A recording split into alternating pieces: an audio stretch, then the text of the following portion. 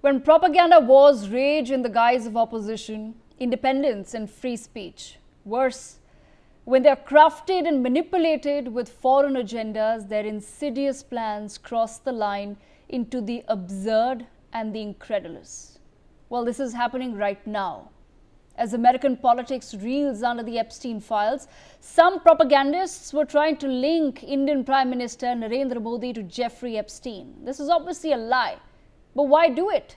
And who's doing it? Here's a report.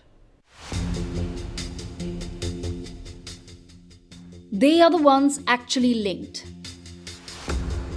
Here's Bill Clinton. Here's Donald Trump. Here's Bill Gates. Here's Prince Andrew. But while the Epstein scandal is rocking the globe, suddenly, somehow and quite bizarrely, this started happening. A whole host of YouTube channels and social media handles running an out-and-out disinformation campaign trying to link Jeffrey Epstein to Indian Prime Minister Narendra Modi. You heard it right. There was a whole campaign underway to fabricate a bizarrely psychotic fantasy story that somehow Modi was named in the Epstein files. These videos were suddenly produced and circulated by people calling themselves independent journalists. Their areas of concocted disinformation were mostly focused on four themes. Firstly, that Narendra Modi was somewhere mentioned in the files.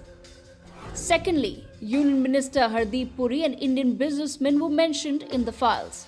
Thirdly, that the US government was using this to blackmail India. And fourthly, that there were some mystery documents, videos and CDs somehow linking Narendra Modi to Jeffrey Epstein. These are all lies. So who was running the disinformation warfare? Let's take a closer look. Multiple videos by Neelu Vyas Thomas and channels called Public India, HW News, DB Live, Jan Gan Man, Satya Hindi, Politics and Nai Prakash. A deeper examination tells the tale of the web of propaganda and the latest toolkit. This is Public India that posted these videos on YouTube. It is run by Anand Vardhan Singh. This is another YouTuber claiming an Epstein-Modi connection called Abhay Dubey. On 19th October 2025, both of them, along with others, were at a so-called journalism conference held in Palo Alto, California. Have a look. Here's Anand Vardhan Singh. Here's Abhay Dubey. Also in attendance, Ashutosh, Rakesh Pathak, Sheetal Singh, Rajkeshwar Singh, Yanesh Tiwari and others. The subject was Journalism in Today's India. The event was organized by the US-based NGO that calls itself Hindus for Human Rights, an organization led by Sunita Vishwanath. This same Sunita Vishwanath became infamous after the BJP accused her of being aligned to George Soros, with a photograph of this meeting in which you see her with Rahul Gandhi and Sam Pitroda. Sunita Vishwanath has constantly denied the charges that her NGOs received funding from George Soros's Open Society Foundation. These so-called journalists also attended this event in Washington, D.C., organized by the Global Gandhi Forum.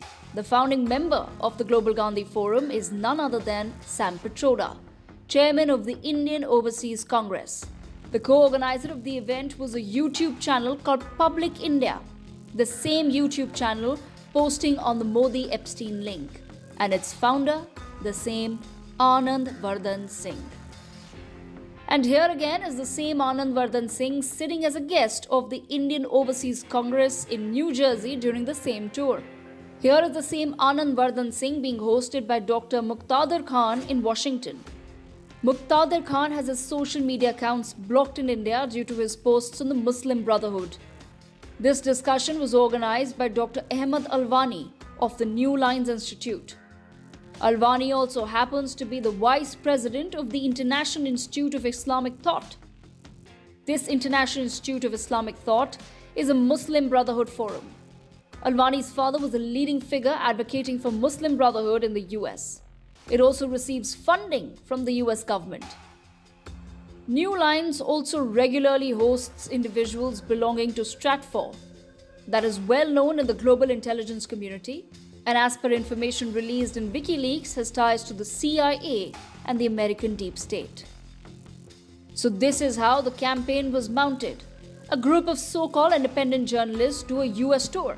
They're hosted by the Indian Overseas Congress, organizations linked to the American deep state, the Muslim Brotherhood, and known anti-India baiters like Vishwanathan, whom many people accuse of being a front for George Soros.